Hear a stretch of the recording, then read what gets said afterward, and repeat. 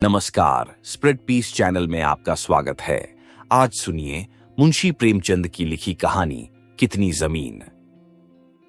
दो बहनें थीं। बड़ी का कस्बे में एक सौदागर से विवाह हुआ था। छोटी देहात में किसान के घर ब्याह थी। बड़ी का अपनी छोटी बहन के यहां आना हुआ। निबटकार दोनों जनी बैठी तो बातों का सूत चल पड़ा। बड़ी अपने शहर के जीवन की तारीफ करने लगी। देखो कैसे आराम से हम रहते हैं, फैंसी कपड़े और ठाठ के सामान, स्वाद स्वाद की खाने पीने की चीजें और फिर तमाशे, थिएटर, बाग बगीचे। छोटी बहन को बात लग गई। अपनी बारी पर उसने सौदागर की जिंदगी को हेय बताया और किसान का पक्ष लिया। कहा, मैं तो अपनी जिंदगी का तुम्हारे साथ अदला बदला कभी न करूं। हम सीधे सादे और रुखे से रहते हैं तो क्या, चिंता फिक्र से तो छूटे हैं। तुम लोग सजी धजी रहती हो। तुम्हारे यहां आमदनी बहुत है, लेकिन एक रोज वह सब हवा भी हो सकता है। जी जी, कहावत है ही, हानि लाभ दोई जुड़वा भाई। अक्सर होता है कि आज तो अमीर है, कल वही टुकड़े को मोहताज है। पर हमारे गांव के जीवन में यह जोखिम नहीं है। किसानी जिंदगी फूली और चिकनी नहीं दिखती तो क्या, उम्र लंबी होती है और मेहनत से तंदुरुस्ती भी बनी रहती है। हम मालदार न कहलाएंगे, लेकिन हमारे पास खाने की कमी भी कभी न होगी। बड़ी बहन ने ताने से कहा, बस बस, पेट तो बैल और कुत्ते का भी भरता है, पर वह भी कोई जिंदगी है। तुम्हें जीवन के आराम, अदब और आनंद का क्या पता है। तुम्हारा मर्द जितनी चाहे मेहनत करे, जिस हालत में तुम जीते हो उसी हालत में मरोगे। वहीं चारों तरफ गोबर, भूस, मिट्टी, और यही तुम्हारे बच्चों की किस्मत में बदा है। छोटी ने कहा, तो इसमें क्या हुआ। हाँ, हमारा काम चिकना चुपड़ा नहीं है, लेकिन हमें किसी के आगे झुकने की भी जरूरत नहीं है। शहर में तुम हजार लालच से घिरी रहती हो। आज नहीं तो कल की क्या खबर है। कल तुम्हारे आदमी को पाप को लोभ, जुआ, शराब और दूसरी बुराइयां फंसा सकते हैं। तब घड़ी भर में सब बर्बाद हो जाएगा। क्या ऐसी बातें अक्सर होती नहीं हैं? घर का मालिक दीना ओसारे में पड़ा औरतों की यह बात सुन रहा था। उसने सोचा कि बात तो खरी है। बचपन से मां धरती की सेवा में हम इतने लगे रहते हैं कि कोई व्यर्थ की बात हमारे मन में घर नहीं कर पाती है। बस है तो मुश्किल एक, वह यह कि हमारे पास जमीन काफी नहीं है। जमीन खूब हो तो मुझे किसी का परवाह न रहे, चाहे शैतान ही क्यों न हो। वहीं कोने में शैतान दुबका बैठा था। उसने सब कुछ सुना। वह खुश था। किसान की बीवी ने गांव की बड़ाई करके अपने आदमी को डींग पर चढ़ दिया। देखो ना, कहता था कि जमीन खूब हो तो फिर चाहे शैतान भी आ जाए तो परवाह नहीं। शैतान ने मन में कहा कि अच्छा हजरत, यही फैसला सही। मैं तुमको काफी जमीन दूंगा और देखना है कि उसी से तुम मेरे चंगुल में होते हो कि नहीं। गांव के पास ही जमींदारी की मालकिन की कोठी थी। कोई 300 एकड़ उनकी जमीन थी। उनके अपने आसामियों के साथ बड़े अच्छे संबंध रहते आए थे, लेकिन उन्होंने एक कारिंदा रखा जो पहले फौज में रहा था। उसने आकर लोगों पर झुरमाने ठोकरे शुरू कर दिए। दीना का यह हाल था कि वह बहुतेरा करता, पर कभी तो उसका बैल जमींदारी की चरी में पहुंच जाता, कभी गाय बगिया में चरती पाई जाती, और नहीं तो उनकी रखाई हुई घास में बछिया बछड़ा ही जा मुंह मारते। हर बार दीना को जुर्माना उठाना पड़ता। जुर्माना तो वह देता, पर बेमन से। वह कुनमुनाता और चिढ़ा हुआ सा घर पहुंचता और अपनी सारी चिढ़ घर में उतारता। पूरे मौसम कारिंदे की वजह से उसे ऐसा त्रास भुगतना पड़ा। अगले जाड़ों में गांव में खबर हुई कि मालकिन अपनी जमीन बेच रही है और मुंशी इकराम अली से सौदे की बातचीत चल रही है। किसाने सुनकर चौंकते हुए। उन्होंने सोचा कि मुंशी जी की जमीन होगी तो वह जमींदार के कारिंदे से भी ज्यादा सख्ती करेंगे और जुर्माने चढ़ावेंगे, और हमारी तो गुजर बसर इसी जमीन पर है। यह सोचकर किसान मालकिन के पास गए। कहा कि मुंशी जी को जमीन न दीजिए, हम उससे बढ़ती कीमत पर लेने को तैयार हैं। मालकिन राजी हो गईं। तब किसानों ने कोशिश की कि मिलकर गांव पंचायत की तरफ से वह सब जमीन पर जासे, ताकि वह सभी की बनी रहे। 2 बार इस पर विचार करने को पंचायत जुड़ी, पर फैसला न हुआ। असल में शैतान की सब करतूत थी। उसने उनके बीच फूट डाल दी थी। बस तब वे मिलकर किसी एक मत पर आ ही नहीं से। तय हुआ कि अलग अलग करके ही वह जमीन ले ली जाए। हर कोई अपने बित्ते के हिसाब से ले।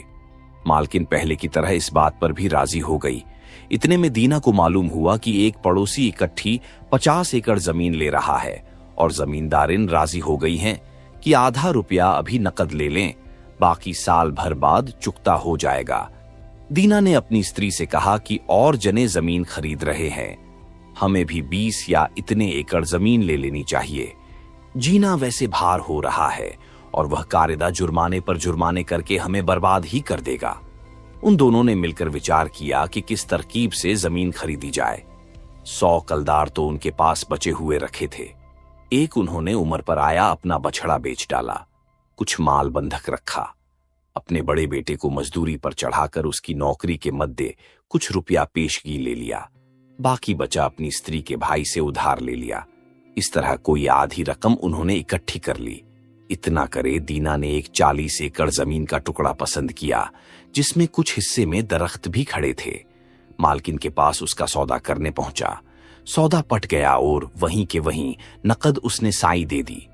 फिर कस्बे में जाकर लिखा पढ़ी पक्की कर ली। अब दीना के पास अपनी निजी जमीन थी। उसने बीज खरीदा और इसी अपनी जमीन पर बोया। इस तरह वह अब खुद जमींदार हो गया। इस तरह दीना काफी खुशहाल था। उसके संतोष में कोई कमी न रहती, अगर बस पड़ोसियों की तरफ से उसे पूरा चैन मिल सकता। कभी कभी उसे खेतों पर पड़ोसियों के मवेशी आचरते। दीना ने बहुत विनय के साथ समझाया, लेकिन कुछ फर्क नहीं हुआ। उसके बाद और तो और घोसी छोकरे गांव की गायों को दिन दहाड़े उसकी जमीन में छोड़ देने लगे। रात को बैल खेतों का नुकसान करते। दीना ने उनको बार बार निकलवाया और बार बार उसने उनके मालिकों को माफ किया। एक अरसे तक वह धीरज रखे रहा और किसी के खिलाफ कार्रवाई नहीं की। लेकिन कब तक? आखिर उसका धीरज टूट गया और उसने अदालत में दरख्वास्त दी। मन में जानता तो था कि मुसीबत की वजह असली यह है कि और लोगों के पास जमीन की कमी है। जानबूझकर दीना की सताने की मंशा किसी की नहीं है, लेकिन उसने सोचा कि इस तरह मैं नरमी दिखाता जाऊंगा तो वे लोग शह पाते जाएंगे और मेरे पास जितना है सब बर्बाद कर देंगे। नहीं, उनको एक सबक सिखाना चाहिए। सो उसने ठान ली। एक सबक दिया, दूसरा। नतीजा यह कि 2-3 किसानों पर अदालत से जुर्माना हो गया। इस पर तो पास पड़ोस के लोग दीना से कीना रखने लगे। अब कभी कभी जानबूझकर भी तंग करने के लिए अपने मवेशी उसके खेतों में छोड़ देते। एक आदमी गया और उसे जरूरत अगर घर में ईंधन की थी तो उसने रात में जाकर 7 पूरे शीशम के दरख्त काट गिराए। दीना ने सवेरे घूमते हुए देखा कि पेड़ कटे हुए पड़े हैं, वे धरती से सटे हैं और उनकी जगह खड़े ठूंठ मानो दीना को चिढ़ा रहे हैं। देखकर उसको तैश आ गया। उसने सोचा कि अगर दुष्ट ने एक यहां का तो दूसरा दूर का पेड़ काटा होता तो भी गनीमत थी, लेकिन कमबख्त ने आसपास के सब पेड़ काटकर बगिया को वीरान करे दिया। पता लगे तो खबर लिए बिना न छोड़ूं। उसने जानने के लिए सिर खुजलाया कि यह करतूत किसकी हो सकती है। आखिर तय किया कि हो न हो यह धुन्नू होगा, और कोई ऐसा नहीं कर सकता। यह सोच धुन्नू की तरफ गया कि शायद कुछ सबूत मिल जाए, लेकिन वहां कुछ चोरी का सबूत मिला नहीं और आपस में कहा सुनी और तेजा तेजी के सिवा कुछ नतीजा न निकला। तो भी उसे मने में पक्का विश्वास हो गया कि धुन्नू ने यह किया है और जाकर रपट लिखा दी। धुन्नू की पेशी हुई, मामला चला, एक अदालत से दूसरी अदालत हुई। आखिर में धुन्नू बरी हो गया क्योंकि कोई सबूत और गवाह ही नहीं थे। दीना इस बात पर और भी झल्ला उठा और अपना गुस्सा मजिस्ट्रेट पर उतारने लगा। इस तरह दीना का अपने पड़ोसियों और अफसरों से मनमुटाव होने लगा, यहां तक कि उसे घर में भी आग लगाने की बातें सुनी जाने लगीं। हालांकि दीना के पास अब जमीन ज्यादा थी और जमींदारों में उसी गिनती थी, पर गांव में और पेचों में पहला सा उसका मान न रह गया था। इसी बीच अफवाह उड़ी कि कुछ लोग गांव छोड़ कर कहीं जा रहे हैं। दीना ने सोचा कि मुझे तो अपनी जमीन छोड़ने की जरूरत है ही नहीं, लेकिन और कुछ लोग अगर गांव छोड़ेंगे तो चलो, गांव में भीड़ ही कम होगी। मैं उनकी जमीन खुद ले लूंगा, तब ज्यादा ठीक रहेगा। अब तो जमीन की कुछ तंगी मालूम होती है। एक दिन दीना घर के ओसारे में बैठा हुआ था कि एक परदेसी सा किसान उधर से गुजरता हुआ उसके घर उतरा। वह वहां रात भर ठहरा और खाना भी वहीं खाया। दीना ने उससे बातचीत की कि भाई कहां से आ रहे हो? उसने कहा, दरिया सतलज के पास से आ रहा हूं, वहां बहुत काम है। फिर एक में से दूसरी बात निकली और आदमी ने बताया कि उस तरफ नई बस्ती बस रही है। उसे अपने गांव के कई और लोग वहां पहुंचे हैं। वे सोसाइटी में शामिल हो गए हैं और हर एक को 20 एकड़ जमीन मुफ्त मिली है। जमीन ऐसी उम्दा है कि उस पर गेहूं की पहली फसल जो हुई तो आदमी से ऊंची ऊंची बालें गईं और इतनी घनी कि दरांत के एक काट में एक पूला बन जाए। एक आदमी के पास खाने को दाने न थे, खाली हाथ वहां पहुंचा। अब उसके पास 2 गायें, 6 बैल और भरा खलिहान अलग। दीना के मन में भी अभिलाषा पैदा हुई। उसने सोचा कि मैं यहां तंग संकरी सी जगह में पड़ा क्या कर रहा हूं, जबकि दूसरी जगह मौका खुला पड़ा है। यहां की जमीन घर बार बेच बाच कर नकदी बना वहीं क्यों ना पहुंचूं और नए सिरे से शुरू करके देखूं। यहां लोगों की गिचपित हुई जाती है, उसे दिक्कत होती है और तरक्की रुकती है, लेकिन पहले खुद जाकर मालूम कर आना चाहिए कि क्या बात है। सो बरसात के बाद तैयारी करे वह चल दिया। पहले रेल में गया, फिर सैकड़ों मील बैलगाड़ी पर और पैदल सफर करता हुआ सतलज के पार वाली जगह पर पहुंचा। वहां देखा कि जो उस आदमी ने कहा था सब सच है। सबके पास खूब जमीन है। हर एक को सरकार की तरफ से 20-20 एकड़ जमीन मिली हुई है या जो चाहे खरीद सकता है। और खूबी यह कि कौड़ियों के मोल जितनी चाहे जमीन और भी ले सकता है। सब जरूरी बातें मालूम करे दीना जाड़ों से पहले पहल घर लौट आया। आकर देश छोड़ने की बात सोचने लगा। नफे के साथ उसने सब जमीन बेच डाली। घर मकान मवेशी डंगर सबकी नकदी बना ली और पंचायत से इस्तीफा दे दिया और सारे कुनबे को साथ ले सतलज पार के लिए रवाना हो गया। दीना परिवार के साथ उस जगह पहुंच गया। जाते ही एक बड़े गांव की पंचायत में शामिल होने की अर्जी दी। पंचों की उसने खूब खातिर की और दावतें दी। जमीन का पट्टा उसे सहज मिल गया। मिली जुली जमीन में से उसे और उसके बाल बच्चों के इस्तेमाल के लिए 5 हिस्से यानी 100 एकड़ जमीन उसको दे दी गई। वह सब इकट्ठी नहीं थी, कई जगह टुकड़े थे। अलावा इसके पंचायती चरागाह भी उसके लिए खुला कर दिया गया। दीना ने जरूरी इमारतें अपने लिए खड़ी की और मवेशी खरीद लिए। शामलात जमीन में से ही अब उसको इतना मिल गया था कि पहले से तिगुनी, और जमीन उपजाऊ थी। वह पहले से कई गुना खुशहाल हो गया। उस पास चराई के लिए खुला मैदान का मैदान पड़ा था और जितने चाहे वह ढोर रख सकता था।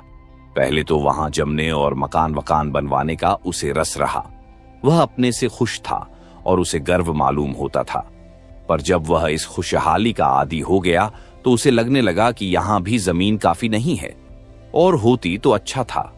पहले साल उसने गेहूं बोवाया और जमीन ने अच्छी फसल दी।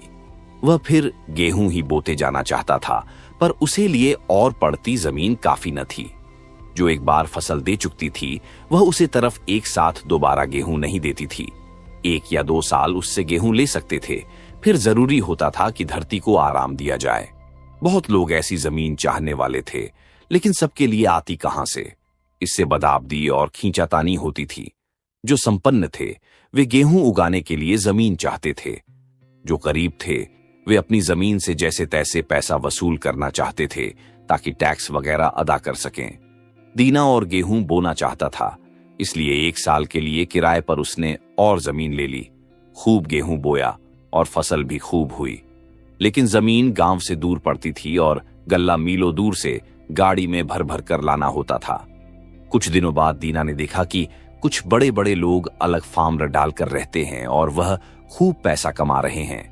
उसने सोचा कि अगर मैं इकट्ठी कायमी जमीन ले लूं और वहीं घर बसाकर रहूं तो बात ही दूसरी हो जाए। इस तरह इकट्ठी और कायमी जमीन खरीदने का सवाल बार बार उसके मन में उठने लगा। 3 साल इस तरह निकल गए। दीना जमीन किराए पर लेता और गेहूं बोता। मौसम ठीक गए, काश्त अच्छी हुई और उस पास माल जमा होने लगा। वह इसी तरह संतोष से बढ़ता जा सकता था, लेकिन हर साल और लोगों से जमीन किराए पर लेने और उसके लिए कोशिश और सिरदर्दी करने के काम से वह थक गया था। जहां जमीन अच्छी होती वहीं लेने वाले दौड़ पड़ते। इससे बहुत चौकस चौकतरा और होशियार न रहा जाता तो जमीन मिलना असंभव था। यह एक परेशानी की बात थी। इस पर तीसरे साल ऐसा हुआ कि दीना ने एक महाजन के साझे में कुछ काश्तकारों से एक जमीन किराए में ली। जमीन घोड़कर तैयार हो चुकी थी कि कुछ आपस में तनातनी हो गई और किसान लोग झगड़ा लेकर अदालत पहुंचे। अदालतें से फिर मामला बिगड़ गया और की कराई मेहनत बेकार गई। दीना ने सोचा कि अगर कहीं जमीन मेरी कायमी मिल्कियत की होती तो मैं आजाद होता और क्यों यह पचड़ा बनता और बखेड़ बढ़ता। उस दिन से वह जमीन के लिए निगाह रखने लगा। आखिर एक किसान मिला जिसने 1000 जमीन खरीदी थी, लेकिन पीछे उसकी हालत संभल न सकी। अब मुसीबत में पड़कर वह उसे सस्ती देने को तैयार था। दीना ने बात उसे चलाई और सौदा करना शुरू किया। आदमी मुसीबत में था, इससे दीना भाव दर में कमी करने लगा। आखिर कीमत 1000 रुपये तय पाई। कुछ नगद दे दिया जाए, बाकी फिर। सौदा पक्का हो गया था कि एक सौदागर अपने घोड़े के दाने पानी के लिए उसे घर के आगे ठहरा। उसे दीना की बातचीत जो हुई तो सौदागर ने कहा कि मैं नर्मदा नदी के उस पार से चला आ रहा हूं। वहां 1500 एकड़ उम्दा जमीन कुल 500 रुपए में मैंने खरीदी थी। सुनकर दीना ने उससे और सवाल पूछे। सौदागर ने कहा, बात यह है कि अफसर चौधरी से मेल मुलाकात करने का हुनर चाहिए। 100 से ज्यादा रुपए तो मैंने रेशमी कपड़े और गलीचे देने में खर्च किए होंगे। फिर शराब, फल मेवों की डालियां, चाय सेठ वगैरह के उपहार अलग। नतीजा यह है कि फी एकड़ मुझे जमीन आनों के भाव पड़ गई। कहकर सौदागर ने अपने दस्तावेज सब दीना के सामने कर दिए। फिर कहा, जमीन ऐन नदी के किनारे है और सारे का सारा कित्ता इकट्ठा है। उपजाऊ इतना कि क्या पूछो। दीना ने इस पर उत्सुकता पूर्वक सौदागर से सवाल पर सवाल किए। उसने बताया, वहां इतनी जमीन है, इतनी कि तुम महीनों चलो तो पूरी ना हो। वहां के लोग ऐसी सीधे हैं जैसे भेड़ और जमीन समझो, मुफ्त के भाव ले सकते हो। दीना ने सोचा, यह ठीक रहेगा। भला मैं अब 1000 एकड़ के लिए 1000 रुपया क्यों फंसाऊं? अगर वहां जाकर इतना रुपया जमीन में लगाऊं तो यहां से कई गुनी ज्यादा जमीन मुझे पड़ जाएगी। दीना ने पूछताछ की कि उस जगह कैसे जाया जाए। सौदागर ने सब बतला दिया। वह चला गया तो दीना ने भी अपनी तैयारी शुरू की। बीवी को कहा कि घर देखना भालना और खुद एक आदमी साथ ले यात्रा को निकल पड़ा। रास्ते में एक शहर में ठहरकर वहां से चाय के डब्बे, शराब और इसी तरह और उपहार की चीजें जो सौदागर ने बताई थीं ले लीं। फिर दोनों बढ़ते गए। चलते चलते आखिर 7वें रोज वहां पहुंचे जहां से कोल लोगों की बस्ती शुरू होती थी। उसने देखा कि सौदागर ने जो बात बताई थी वह सही थी। दरिया के पास जमीन ही जमीन थी, सब खाली। ये लोग उससे काम न लेते थे। कपड़े या सिरकी के तंबू में रहते, शिकार करते, मवेशी पालते और ऐसे ही मौज करते थे। न रोटी बनाना जानते थे, न अनाज उगाना सीखा था। दूध का छाछ मट्ठा बनाते, पनीर बनाते और उसी एक तरह की शराब भी तैयार कर लेते थे। ये सब काम औरतें करती। मर्द खाने पीने और फुर्सत के वक्त चैन की बंसी बजाने में रहते। वे लोग मजबूत और स्वस्थ थे और काम धाम के नाम बिना कुछ किए मग्न रहते थे। अपने से बाहर उन्हें कुछ पता न था। पढ़ना लिखना जानते नहीं थे और हिंदी तक नहीं जानते थे, पर थे भले सीधे स्वभाव के। दीना को देखते ही वे अपने तंबुओं से निकल आए और उसके चारों तरफ जमघट लगाकर खड़े हो गए। उनमें से एक दुभाषिए की मार्फत दीना ने बताया कि मैं जमीन की खातिर आया हूं। वे लोग बड़े खुश मालूम हुए। बड़ी आवभगत के साथ वे उसे अपने अच्छे सच्चे डेरे में ले गए। वहां कालीन पर बिछे गद्दे पर बिठाया और खुद नीचे चारों ओर घिसकर बैठ गए। उसे पीने को चाय दी और दारू भी। उसकी मेहमानी में बढ़ बढ़कर दावत हुई। दीना ने भी गाड़ी में से अपने पास से भेंट की चीजें निकाली और सबको थोड़ी थोड़ी चाय बांटी। कोल लोग बड़े खुश थे। उन्होंने आपस में ये अजनबी की बाबत खूब चर्चा की। फिर दुभाषिए से कहा कि मेहमान को सब समझा दो। दुभाषिए ने कहा कि ये लोग कहना चाहते हैं कि हम आपके आने से खुश हैं। हमारे यहाँ का कायदा है कि मेहमान की खातिर जो हमसे बन सके करें। आपकी कृपा के हम कृतज्ञ हैं। बतलाइए कि हमारे पास कौन सी चीज है जो आपको सबसे पसंद है, ताकि हम उसी से आपकी खातिर कर सकें। दीना ने जवाब दिया कि जिस चीज को देखकर मैं बहुत खुश हूं वह आपकी जमीन है। हमारे यहाँ जमीन की कमी है और वह उपजाऊ भी इतनी नहीं होती, लेकिन यहाँ उसका कोई पार नहीं है और वह जमीन उपजाऊ भी खूब है। मैंने तो अपनी आंखों से यहाँ जैसी धरती दूसरी देखी नहीं। दुभाषिए ने दीना की बात अपने लोगों को समझा दी। कुछ देर वे आपस में सलाह करते रहे। दीना समझ नहीं सकता कि वे क्या कह रहे हैं, लेकिन उसने देखा कि वे बहुत खुश मालूम होते हैं, बड़े हंस रहे हैं और जोर जोर से बोल रहे हैं। अनंतर वे चुप हुए और दीना की तरफ देखने लगे। फिर आपस में बात करने लगे। मालूम पड़ा कि जैसे उनमें कुछ दुविधा है। दीना ने पूछा कि उन लोगों में अब किस बात की अटक है। दुभाषिए ने बताया कि उनमें कुछ की राय है कि सरदार से जमीन देने के बारे में और पूछ लेना चाहिए। गैर हाजिरी में कुछ कर डालना ठीक नहीं है। दूसरों का ख्याल है कि इस बात में सरदार के लौटने की राह देखने की जरूरत नहीं है, जरा सी तो बात है। यह विवाद चल रहा था कि एक आदमी बड़ी सी बालदार टोपी पहने वहां आ पहुंचा। सब चुप होकर उसके सम्मान में खड़े हो गए। दुभाषिए ने कहा कि यही हमारे सरदार हैं। दीना ने फौरन अपने सामान में से एक बढ़िया लबाद निकाला और चाय का एक बड़ा डिब्बा और अन्य चीजें सरदार को भेंट की। सरदार ने भेंट स्वीकार की और अपने आसन पर आ बैठा। बैठते ही कोल लोगों ने उससे कुछ कहना शुरू किया। सरदार कुछ देर सुनता रहा, फिर उसने उन्हें चुप रहने का इशारा किया। उसे बाद दीना की तरफ मुखातिब होकर हिंदुस्तानी में कहा, इन भाइयों ने जो कहा ठीक है, जितनी जमीन चाहे चुन लो, हमारे यहां उसका घाटा नहीं है। दीना ने सोचा कि मैं मनचाहे जितनी जमीन कैसे ले सकता हूं। पक्का करने के लिए दस्तावेज वगैरह भी तो चाहिए, नहीं तो जैसे आज इन्होंने कह दिया कि यह तुम्हारी है, पीछे वैसे ही उसे ले भी सकते हैं। प्रकट में उसने कहा, आपकी दया के लिए मैं कृतज्ञ हूं। आपके पास बहुत धरती है और मुझे थोड़ी सी चाहिए, लेकिन मुझे भरोसा होना चाहिए कि मेरा अपना छोटा टुकड़ा कौन सा है और यह कि वह मेरा ही है। क्या ऐसा नहीं हो सकता कि जमीन को नाप लिया जाए और उतना टुकड़ा फिर मेरे हवाले कर दिया जाए? मरना जीना ईश्वर के हाथ है और संसार में यही चक्कर चलता है। आप दयावान लोग तो मुझे यह देते हैं, पर हो सकता है कि पीछे आपकी औलाद उसी को वापस ले लेना चाहे तब। सरदार ने कहा, तुम्हारी बात ठीक है, जमीन तुम्हारे हवाले ही कर दी जाएगी। दीना ने कहा, सुना है यहां एक सौदागर आया था, उसको भी आपने जमीन दी थी और उस बाबत कागज पक्का कर दिया था। वैसे ही मैं चाहता हूं कि कागज पक्का हो जाए। सरदार समझ गया, बोला, हां जरूर, ये तो आसानी से हो सकता है। हमारे यहां एक मुंशी है, कस्बे में चलकर लिखा पढ़ी पक्की कर ली जाएगी और रजिस्ट्री हो जाएगी। दीना ने पूछा, कीमत की दर क्या होगी? हमारी दर तो एक ही है, एक दिन के 1000 रुपये।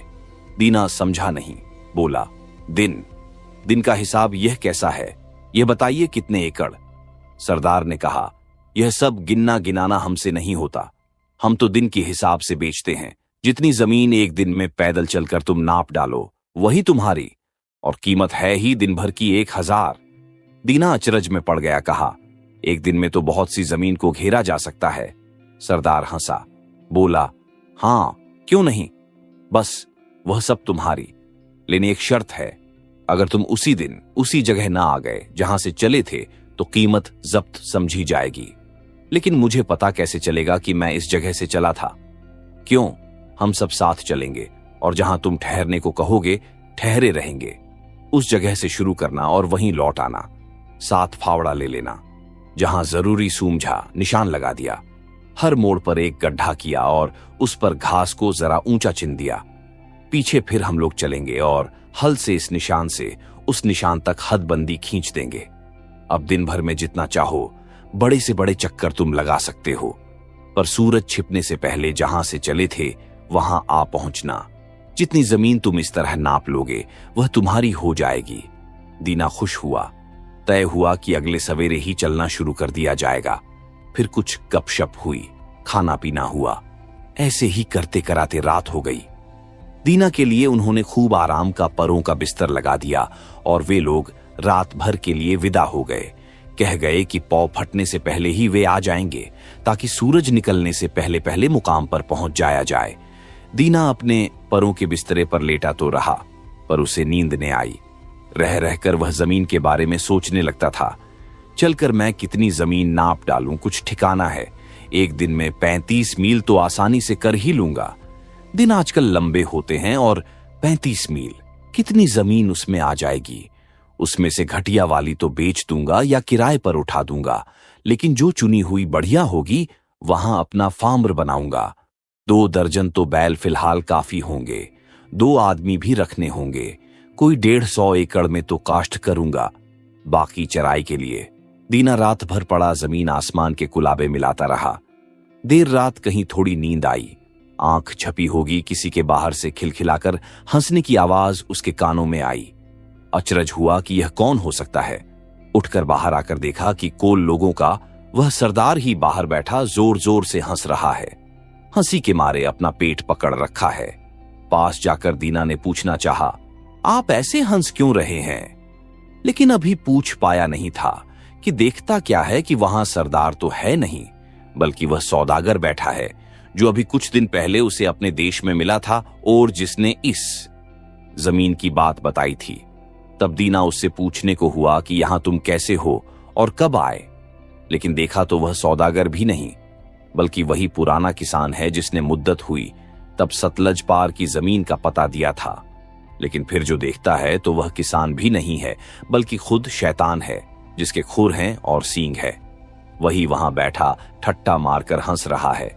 सामने उसके एक आदमी पड़ा हुआ है, नंगे पैर, बदन पर बस एक कुर्ता धोती। जमीन पर वह आदमी औंधे मुंह बेहाल पड़ा है। दीना ने सपने में ही ध्यान से देखा कि ऐसा पड़ा हुआ आदमी कौन है और कैसा। देखता क्या है कि वह आदमी दूसरा कोई नहीं, खुद दीना ही है और उसकी जान निकल चुकी है। यह देखकर मारे डर के वह घबरा गया। इतने में उसी आंख खुल गई। उठकर सोचा कि सपने में आदमी जाने क्या क्या वाहियात बातें देख जाता है। यह सोचकर मुंह मोह दरवाजे के बाहर झांक कर जो देखा तो सवेरा होने वाला था। सोचा समय हो गया, उन्हें अब जगा देना चाहिए, चलने में देर ठीक नहीं। वह खड़ा हो गया और गाड़ी में सोते हुए अपने आदमी को जगाया। कहा कि गाड़ी तैयार करो। खुद को लोगों को बुलाने चल दिया। जाकर कहा, सवेरा हो गया है, जमीन नापने चल पड़ना चाहिए। को लोग सब उठे और इकट्ठे हुए। सरदार भी आ गए। चलने से पहले उन्होंने चाय की तैयारी की और दीना को चाय के लिए पूछा, लेकिन चाय में देर होने का ख्याल कर उसने कहा, अगर जाना है तो हमको चल देना चाहिए, वक्त बहुत हो गया। कोल तैयार हुए और सब चल पड़े, कुछ घोड़े पर कुछ गाड़ी में। दीना नौकर के साथ अपनी छोटी बहली में सवार था। फावड़ा उसने साथ रख लिया था। खुले मैदान में जब पहुंचे तड़का फूट ही रहा था। पास एक ऊंची टेकड़ी थी, पार खुला बिछा मैदान। टेकड़ी पर पहुंचकर गाड़ी घोड़ों से सब उतर आए और एक जगह जमा हुए। सरदार ने फिर आगे जाने कितनी दूर तक फैले मैदान की तरफ हाथ उठाकर दीना से कहा कि देखते हो, जहां तक यह सब आंख जाती है वहां तक हम लोगों की जमीन है, उसमें जितनी तुम चाहो ले लो। दीना की आंखें चमक उठीं। धरती एकदम अछूती पड़ी थी, हथेली की तरह हमवार और मुलायम, काली ऐसी कि बिनौला, और जहां कहीं जरा निचान था वहां छाती छाती जितनी तरह तरह की हरियाली छाई थी। सरदार ने अपने सिर की रोएदार टोपी उतारी और धरती पर रख दी। कहा, यह निशान रहा, यहां से चलो और यहां आ जाओ, जितनी जमीन चल लोगे वहीं तुम्हारी। दीना ने भी रुपये निकाले और टोपी पर निक्कर रख दिए। फिर उसने पहना हुआ अपना कोट उतार डाला और धोती को कस लिया। अंगोछे में रोटी रखी, आस्तीनों चढ़ाई, पानी का बंदोबस्त किया, आदमी से फावड़ा लिया और चलने को तैयार खड़ा हो गया। कुछ क्षण सोचता रह गया कि किस तरफ को चलना बेहतर होगा। सभी तरफ का लालच था। उसने तय किया कि आगे देखा जाएगा, पहले तो सामने सूरज की तरफ ही चला चलूं। एक बार पूरब की ओर मुंह करके खड़ा हो गया, अंगड़ाई लेकर बदन की सुस्ती हटाई और धरती के किनारे सूरज के मुंह चमकाने का इंतजार करने लगा।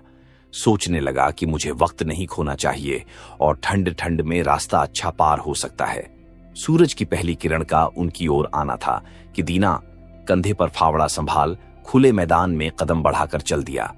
शुरू में वह नदी में चला न तेज, 1001 गज चलने पर वह ठहरा। वहां एक गड्ढा किया और घास ऊंची चिंदी कि आसानी से दिख सके। फिर आगे बढ़ा। उसे बदने में फुर्ती आ गई। उसने चाल तेज कर दी। कुछ देर बाद दूसरा गड्ढा खुदा। अब पीछे मुड़कर देखा। सूरज की धूप में टेकड़ी साफ दिखती थी। उस पर आदमी खड़े थे और गाड़ी के पहियों के आरे तक चमकते दिखते थे। अंदाजन 3 मील तो वह आ गया होगा। धूप में ताप आता जाता था। कुर्ते पर से बास्केट उतारकर उसने कंधे पर डाल ली और फिर चल पड़ा। अब खासी गर्मी होने लगी। उसने सूरज की तरफ देखा। वक्त हो गया था कि कुछ खाने पीने की भी सोची जाती। एक पहर तो बीत गया, लेकिन दिन में 4 पहर होते हैं। अभी जल्दी है, लेकिन जूते उतार डालूं। ये सोच उसने जूते उतारकर अपनी धोती में खोस लिए और बढ़ चला। अब चलना आसान था। सोचा अभी 3-1 मील तो और भी चला चलूं, तब दूसरी दिशा लूंगा। कैसी उम्दा जगह है, इसे हाथ से जाने देना हिमाकत है। लेकिन क्या अजब बात है कि जितना आगे बढ़ो उतनी जमीन एक से एक बढ़कर मिलती है। कुछ देर वह सीधा बढ़ा चला, फिर पीछे मुड़कर देखा तो टेकड़ी मुश्किल से दीख पड़ती थी और उस पर के आदमी रेंगती चींटी से मालूम होते थे, और वहां धूप में जाने क्या कुछ चलता हुआ सा दीख पड़ता था। दीना ने सोचा, ओह, मैं इधर काफी बढ़ाया हूं, अब लौटना चाहिए। पसीना बेहद आ रहा था और प्यास भी लगाई थी। यहां ठहर कर उसने गड्ढा किया, ऊपर घास को ढेर चिन दिया। उसके बाद पानी पीकर सीधा बाईं तरफ मुड़ गया। चलता चला गया। घास ऊंची थी और गर्मी बढ़ रही थी। वह थकने लगा। उसने सूरज की तरफ देखा। सिर पर दोपहर हो आई थी। सोचा अब जरा आराम कर लेना चाहिए। वह बैठ गया, रोटी निकालकर खाई और कुछ पानी पिया। लेटा नहीं कि कहीं नींद ना आ जाए। इस तरह कुछ देर बैठ फिर आगे बढ़ चला। पहले तो चलना आसान हुआ, खाने से उसमें दम आ गया था, लेकिन गर्मी तीखी हो चली और आंखों में उसके ऊंघ सी आने लगी। तो भी वह चलता ही चला गया। सोचा कि तकलीफ घड़ी 2 घड़ी की है, आराम जिंदगी भर का हो जाएगा। इस तरह भी उसने काफी लंबी राह नापी। वह बाईं तरफ मुड़ने वाला ही था कि आगे जमीन उपजाऊ दिखाई दी। उसने सोचा कि इस टुकड़े को छोड़ना तो मूर्खता होगी। यहां सनी की बाड़ी ऐसी उगेगी कि क्या कहना। ये सोच उसने उस टुकड़े को भी नाप डाला और पार आकर गड्ढे का निशान बना दिया। फिर दूसरी तरफ मुड़ा। जो टेकड़ी की तरफ देखा तो ताप के मारे हवा कांपती सी मालूम हुई। उस कंपी के धुंधकारे में से वह टेकड़ी की जगह मुश्किल से चीन्ह पड़ती थी। दीना ने सोचा कि क्षेत्र की ये 2 भुजाएं मैंने नाप डाली है, अब इधर कुछ कम ही रहने दूं। वह तेज कदमों से तीसरी तरफ बढ़ा। उसने सूरज को देखा। सूरज कोई 2/3 अपना चक्कर काट चुका था। मुकाम से अभी वह 10 मील दूर था। उसने सोचा कि छोड़ा जाने भी दो। मेरी जमीन की एक बाजू छोटी रह जाएगी तो छोटी सही, लेकिन अब सीधी लकीर में मुझे वापस चलना चाहिए। जो ऐसे कहीं दूर निकल गया तो बाजी गई। अरे इतनी ही जमीन क्या थोड़ी है। ये सोच दीना ने वहां तीसरे गड्ढे का निशान डाल दिया और टेकड़ी की तरफ मुंह कर ठीक उसी सीध में चल दिया। नाक की सीध बांधकर सवा टेकड़ी की तरफ चला, लेकिन अब चलते मुश्किल होती थी। धूम उसका सत ले चुकी थी। नंगे पैर जगह जगह कट और छिल गए थे और टांगें जवाब दे रही थीं। जरा आराम करने का उसका जी हुआ, लेकिन यह कैसे हो सकता था। सूरज छिपने से पहले उसे वहां पहुंच जाना था। सूरज किसी की बाट देखता बैठा नहीं रहता। वह पल पल नीचे ढल रहा था। उसके मन में सोच होने लगा कि मुझसे बड़ी भूल हुई। मैंने इतने पैर पसारे क्यों? अगर कहीं वक्त तक न पहुंचा तो। उसने फिर टेकड़ी की तरफ देखा, फिर सूरज की तरफ। मुकाम से अभी वह दूर था और सूरज धरती के पास झुक रहा था। दीना जी तोड़ चलने लगा। चलने में सांस फूलती और कठिनाई होती थी, लेकिन तेज पर तेज कदम वह रखता गया। बढ़ा चला, लेकिन जगह अब भी दूर बनी थी। यह देख उसने भागना शुरू किया। कंधे से वास्कट फेंक दी, जूते दूर हटाए, टोपी अलग की। बस साथ में निशान लगाने के लिए वह हल्का फावड़ा रहने दिया। रह रहकर सोच होता कि मैं क्या करूं। मैंने बिसात से बाहर चीज हथियानी चाहिए। उसमें बना काम बिगड़ा जा रहा है। अब सूरज छिपने से पहले मैं वहां कैसे पहुंचूंगा? इस सोच और डर के कारण वह और हांफने लगा। वह पसीना पसीना हो रहा था। धोती गीली होकर चिपकी जा रही थी और मुंह सूख गया था, लेकिन फिर भी वह भागता ही जाता था। छाती उसकी लोहार की धौंकनी की तरह चल उठी। दिल भीतर हथौड़े की चोट सा धड़कने लगा। उधर टांगे बेबस हुई जा रही थीं। दीना को डर हुआ कि इस थकान के मारे कहीं गिरकर ढेर ही न हो जाए। हाल यह था, पर रुक वह नहीं सका। इतना भागकर भी अगर मैं जब रुकूंगा तो वे सब लोग मुझ पर हंसेंगे और बेवकूफ बनाएंगे, इसलिए उसने दौड़ना न छोड़ा, दौड़े ही गया। आगे को लोगों की आवाज सुन पड़ती थी। वे उसको जोर जोर से कहकर बुला रहे थे। इन आवाजों पर उसका दिल और सुलग उठा। अपनी आखिरी ताकत समेट वह दौड़ा। सूरज धरती से लगा जा रहा था। तिरछी रोशनी के कारण वह खूब बड़ा और लहू सा लाल दिख रहा था। वह अब डूबा। सूरज बहुत नीचे पहुंच गया था, लेकिन दीना भी जगह के बिल्कुल किनारे आ लगा था। टेकड़ी पर हाथ हिला हिला कर बढ़ावा देते हुए कोल लोग उसे सामने दिखाई देते थे। अब तो जमीन पर रखी वह टोपी भी दिखने लगी, जिस पर उसकी रकम भी रखी थी। वहां बैठा सरदार भी दिखाई दिया। वह पेट पकड़े हंस रहा था। दीना को सपने की याद हो आई। उसने सोचा कि हाय, जमीन तो काफी नाप डाली है, लेकिन क्या ईश्वर मुझे उसको भोगने के लिए बचने देगा? मेरी जान तो गई दिखती है। मैं मुकाम तक अब नहीं पहुंच सकूंगा। दीना ने हसरत भरी निगाह से सूरज की तरफ देखा। सूरज धरती को छू चुका था। वह बची खुची अपनी शक्ति से आगे बढ़ा। कमर झुकाकर भागा, जैसे कि टांगें साथ न देती हों। टेकड़ी पर पहुंचते पहुंचते अंधेरा हो आया था। उसने ऊपर देखा, सूरज छिप चुका था। उसके मुंह से एक चीख सी निकल गई। ओह, मेरी सारी मेहनत व्यर्थ गई। ये सोचकर वह थमने को हुआ, लेकिन उसे सुन पड़ा कि खड़े हैं और उन्हें सूरज अब भी दिख रहा होगा। सूरज छिपा नहीं है, अगरचे मुझको नहीं दिखता। ये सोचकर उसने लंबी सांस खींची और टेकड़ी पर आंख मूंद कर दौड़ा। चोटी पर अभी धूप थी। पास पहुंचा और सामने टोपी देखी। बराबर सरदार बैठा वहीं पेट पकड़े हंस रहा था। दीना को फिर अपना सपना याद आया और उसके मुंह से चीख निकल पड़ी। टांगों ने जवाब दे दिया। वह मुंह के बल आगे को गिरा और उसके हाथ टोपी तक जा पहुंचे। खूब खूब, सरदार ने कहा। देखो, उसने कितनी जमीन ले डाली। दीना का नौकर दौड़ा आया और उसने मालिक को उठाना चाहा, लेकिन देखता क्या है कि मालिक के मुंह से खून निकल रहा है। दीना मर चुका था। कोल लोग दया से और व्यंग्य से हंसने लगे। नौकर ने फावड़ा लिया और दीना के लिए कब्र खोदी और उसमें लिटा दिया। सिर से पांव तक कुल 6 फुट जमीन उसे काफी हुई। आप सुन रहे थे मुंशी प्रेमचंद की लिखी कहानी कितनी जमीन।